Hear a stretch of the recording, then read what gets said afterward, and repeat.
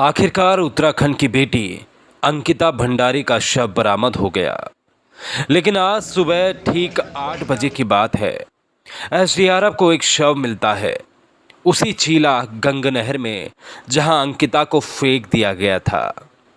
SDRF police को phone करती है और एडिशनल एसपी तुरंत अंकिता के पिता को फ़ोन करते हैं कि सर एक शव मिला है, शायद आपकी ही बेटी है, एक बार आप पहचान लीजिए।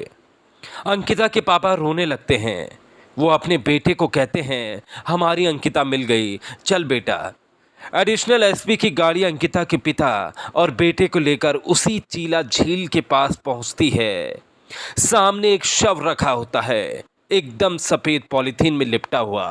अब एडिशनल एसपी कहते हैं जाइए देखिए ये आपकी ही बेटी है, पहचानिए। अंकिता के पापा रोते बिलखते, उनके हाथ पैर कांप रहे थे।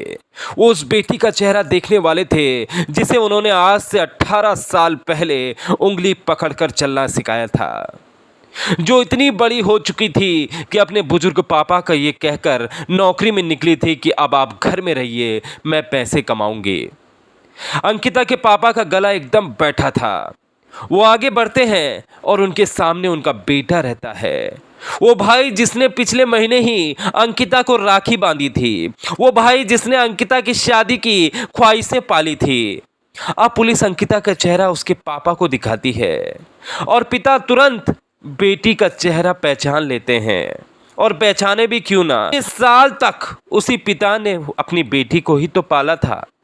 हाँ, ये मेरी ही अंकिता है। वो मन ही मन खूब रो रहे थे। एडिशनल एसपी उन्हें गाड़ी के भीतर बिठाते हैं और जब वो गाड़ी में अंदर बैठे तो अंकिता का भाई और पिता दोनों फूट फूट कर रोने लगे। इसके बाद वो वहाँ से चले गए। अब ऋषिकेश एम्स में अंकिता का पोस्टमार्टम होगा। अंकिता अब हमारे बीच नहीं है, लेकिन उन शैतानों को फांसी से कम सज़ा नहीं होनी चाहिए, क्योंकि अंकिता वही लड़की थी जो अपनी स्कूल में हमेशा टॉप छात्राओं में से एक थी। 12वीं में अंकिता ने 88% अंक हासिल किए थे, लेकिन दरिंदों ने अंकिता का शिकार कर लिया।